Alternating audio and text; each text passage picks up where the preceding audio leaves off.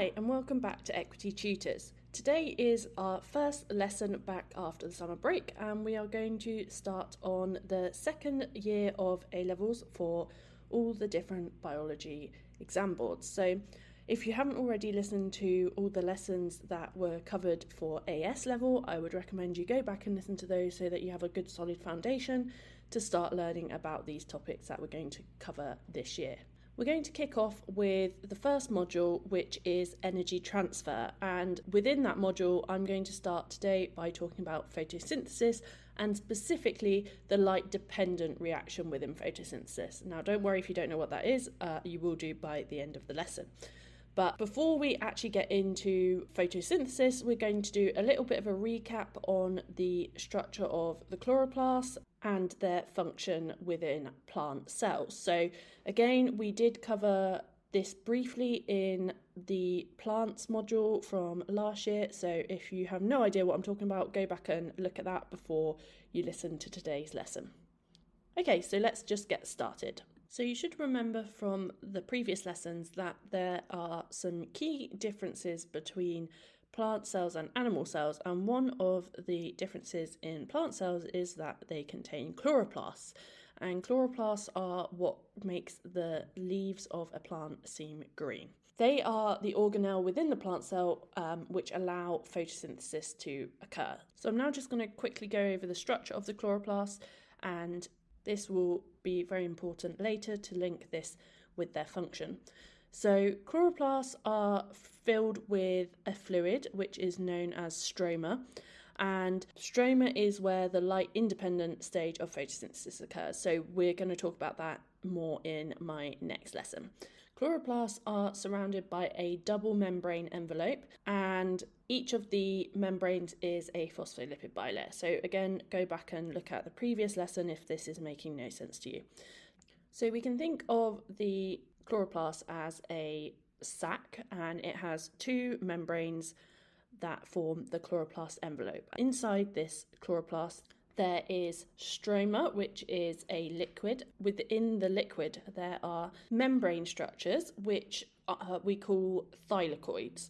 Thylakoids are flattened sacs that are surrounded by a membrane, and when these thylakoids stack up they form a structure which we call a grana, or if it's a singular one we call it a granum.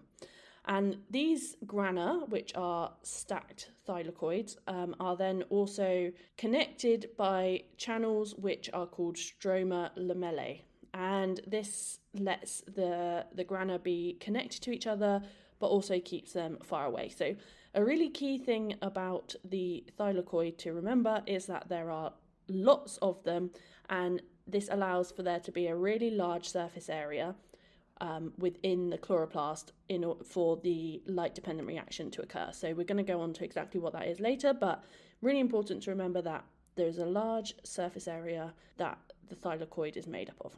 The other thing that the chloroplasts contain are ribosomes. So they have 70 S ribosomes. So again, go back and have a look at the previous lessons if that sounds very confusing to you. And these are dotted throughout the stroma. And then there are also starch grains within the chloroplast. And this is how the sugars that are formed during photosynthesis are stored. Now, important thing to remember is that there are two membranes that surround the chloroplast, and then within the chloroplast there are these membranes that form the thylakoids, which then stack to form grana. So there's the membranes that surround the chloroplast, and then there's membranes within the chloroplast. So I've just gone over the general structure of the chloroplast, but now we're going to go into a bit more detail on the structures that are involved in photosynthesis. So we're going to be talking about the different photosynthetic pigments and also the photosystems that they form. Photopigments are molecules that can absorb visible light, and once the molecules have absorbed the light, they can then undergo a chemical change, and this is part of the photosynthesis process. So we are now going to talk about a few different photosynthetic pigments. The main one that you will have heard about is the chlorophylls, and there are two types of chlorophylls. that you need to know about, and this is chlorophyll A and chlorophyll B. To know for later on, in photosystem 2, the main chlorophyll is chlorophyll B, and the primary pigment in photosystem 1 is chlorophyll A. Don't worry about what photosystem 1 and 2 are for now, because we're going to go over that later on. Then we also have some other types of pigments. So we have carotenoids, there is beta carotene, there's also xanthophyll, and these absorb light in a different wavelength. I'm going to go into a bit about what exactly each of these pigments absorb and how these are then arranged to form the photosystems. So the chlorophylls absorb wavelengths in the blue, violet and red regions of the light spectrum, and they reflect green light, which is why chlorophyll makes the plant appear green. So you need to remember that the colour that the pigment absorbs is not the colour that it will appear. So it will appear the colour of the wavelengths that it's reflecting. So remember that just because a photopigment is one colour, that does not mean it absorbs that colour. So really be careful with that in your exams. So that means that chlorophyll appears green, but it absorbs blue, violet and red light. And then carotenoids mainly absorb blue-violet light, which means that they appear orange or yellow. So they reflect orange and yellow, so that's the colour that they appear to our eyes. Chlorophyll A and B are the ones that we are going to be talking a bit more about as we go on with the lesson. So as I said earlier, the light-dependent stage of photosynthesis occurs in the thylakoid membranes and also within the spaces inside the thylakoids, which are called the thylakoid spaces. And the membranes provide a really large surface area for photosynthesis to occur, as I mentioned earlier. And the reason for this is because they have a large number of pigment molecules that allow the thylakoid to absorb as much visible light as possible. Within the thylakoids, these photopigments are not just randomly arranged, they are actually arranged in these things called photosystems, which are clusters of these pigment molecules which help to maximize the amount of light that's absorbed. So within a photosystem, the different pigment molecules are arranged in a way to pass down the light to the primary pigment reaction center. So I know this might sound a bit confusing, do go and have a look at the diagram so it can make a bit more sense to you. It's kind of like a funnel, so you have it's wider at the top and you have pigments there, and then as you go down you have different pigment as it goes down, and each pigment molecule passes the energy from the one above down to the one below it. The light will hit the first pigment molecule and that will then send its energy to the one below it, and so on until it reaches the bottom, which we call the primary pigment reaction center. So we call chlorophylls primary pigments because they're the ones that are mostly used in photosynthesis.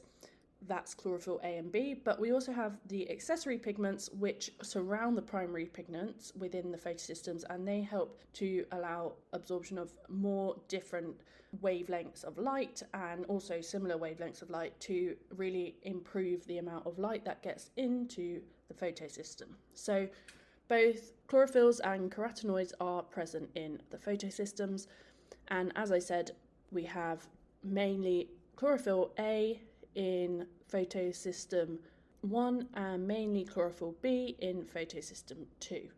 As I said, do have a look at the diagrams as it will make much more sense what I'm talking about if you do. Within each photosystem there are about 200 molecules of chlorophyll and about 50 of the carotenoids. So these are both really important for the photosystem to function. Within the thylakoid membrane, as I said, there are both photosystem 1 and photosystem 2, and an important thing to remember is that the reaction center of these photosystems, so for photosystem 1 it is P700 and for photosystem 2 it is P680, and the energy is concentrated into these reaction centers, and this is what allows for the process of photosynthesis to continue. So we're going to go on to exactly what happens in photosynthesis in a second. Okay, so now that we know about the structures that are involved in photosynthesis, we can actually get going and start learning about exactly what happens during this process. So as I said at the beginning, we can split photosynthesis into two different processes. We can split into the light-dependent reaction and the light-independent reaction. And as the name suggests, the first step, the light-dependent reaction, needs light, but the light-independent reaction can happen with no light. Now, this bit will be a bit confusing, so don't worry if it seems extremely complicated. There is a lot to understand, and you will probably have to go over this a couple of times to really understand it, so don't worry if it's not clicking the first time. I'm going to go slowly over it and try and review it a couple of times as we go to make sure that it's as clear as possible, but really do go and have a look at the diagrams because without them you will be very lost. So the first thing I'm just going to talk about is a little bit more on the photosystems. So the thylakoid membranes contain the photosynthetic pigments, as we just talked about, and they make up these photosystems. But the membranes also contain enzymes and electron carriers, and these are vital for the light-dependent reaction to happen. Proteins and the pigments make up these electron transport chains, which allow electrons to move through the membrane. Again, this will make a bit more sense once I've gone into how this reaction happens.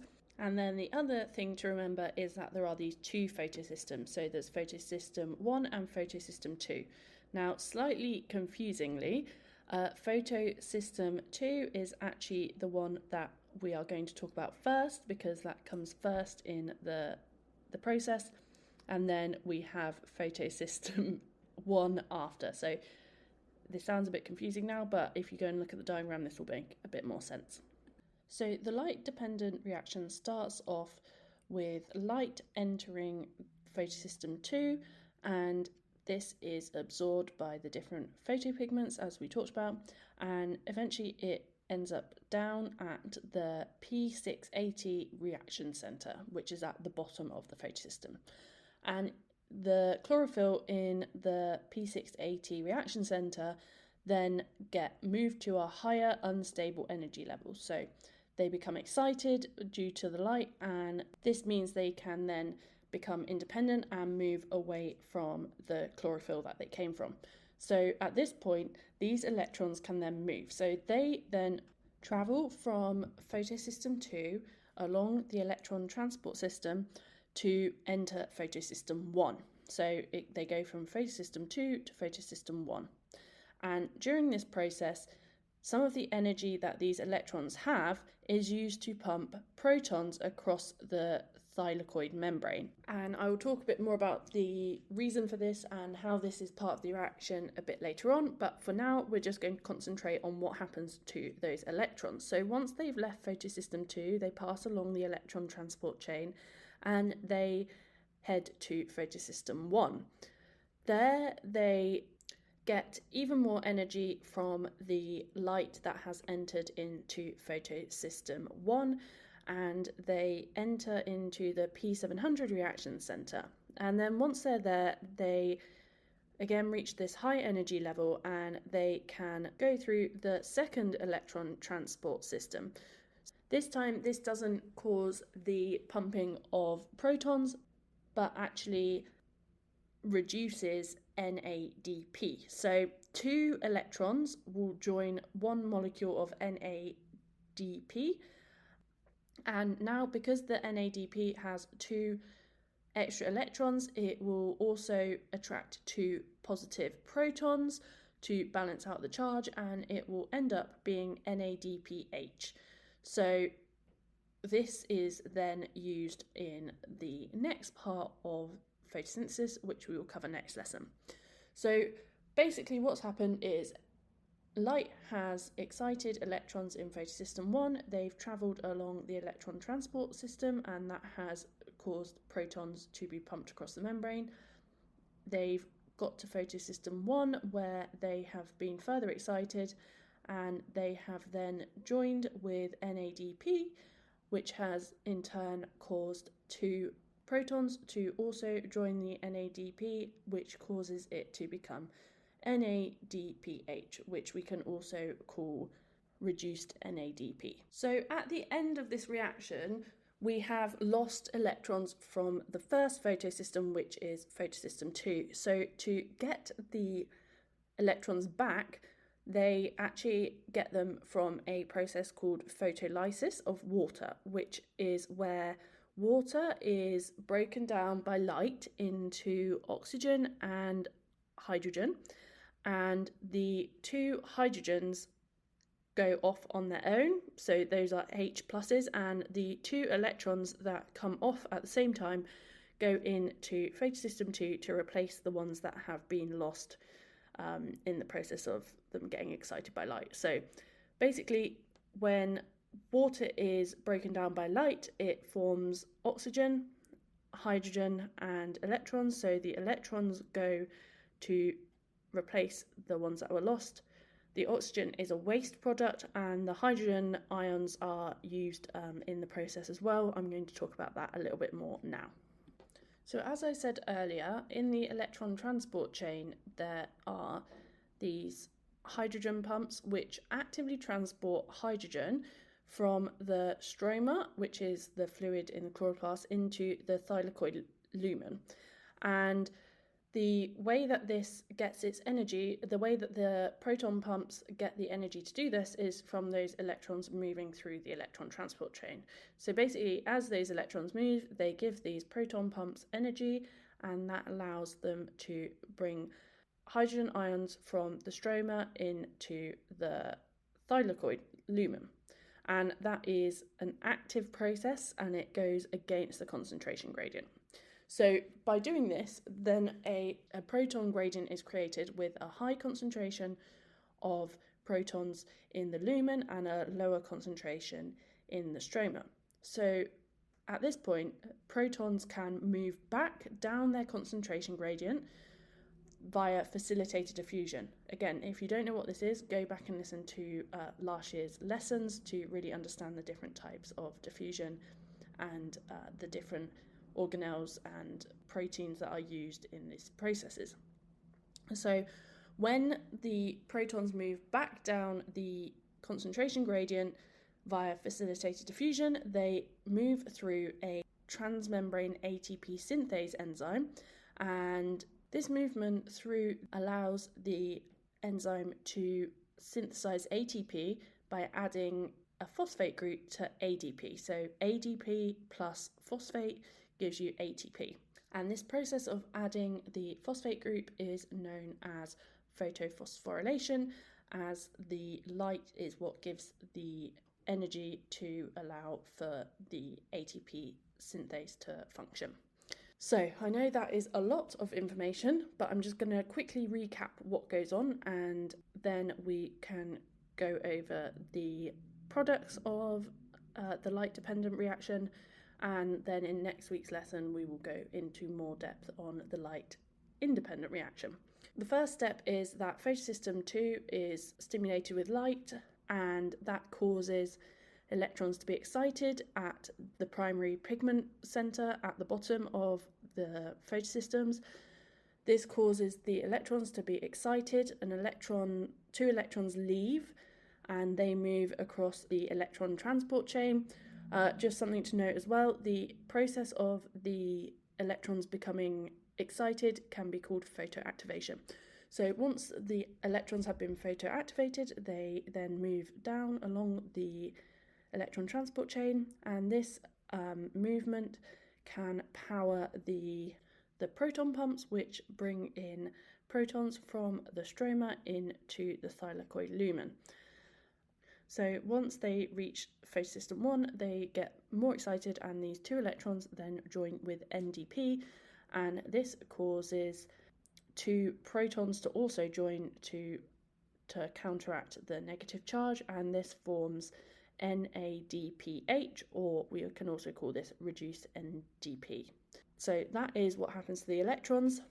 Then the concentration gradient now of the hydrogen ions, or the protons, we can also call them protons, is that there's more protons in the lumen than in the stroma, so the protons want to move down the concentration gradient, so they can move via facilitated diffusion through ATP synthase, and as they do that, they give the ATP synthase energy to phosphorylate ADP to form ATP. And finally, to replace the electrons that were lost from photosystem 2, water undergoes photolysis, where light energy is used to break apart H2O, which forms oxygen, hydrogen, and then also releases its electrons into photosystem 2 to replace the ones that are lost during the process I just spoke about. I know that was an awful lot of information, so do take the time to go back and listen again to check that you do understand it. So by the end of the light-dependent reaction, we have several different products. We have reduced NADP, which is produced when the NADP joins with 2 electrons and 2 protons. And we also have ATP. So ATP is formed during the process of photophosphorylation, where one phosphate group is added to ADP. These are the products that are going to be needed in the light-independent reaction, so we'll learn more about that next week. But the other important thing to understand is that there are some waste products from this process, and one of those waste products is oxygen. So during the light-dependent reaction, we said there is photolysis and oxygen is produced, and that is actually a waste product because you don't need the oxygen from this to do anything. It's just a byproduct of splitting the water. It's important to remember that the oxygen produced is actually not a product that is needed. Okay, so I think that is it for today. I know that was an awful lot for the first lesson back, but I promise it will make sense if you just keep going over it and do look at the diagrams. There are a lot of things going on in the light-dependent reaction, so just really get it clear in your mind where the electrons are at each point, what they're doing, and where the energy is coming from. But I believe that you can get it if you just put in the time to understand. Thank you so much for listening. Remember, you can access additional content on our Patreon page by searching for Equity Tutors, where we have a second 30-minute lesson every week, plus monthly bonus content. You can also find us on most social media platforms. We will keep you updated on new content, and you can find us there by searching for Equity Tutors UK. Please like, share, subscribe and comment wherever you are listening, and if you're enjoying, please leave a review. Bye!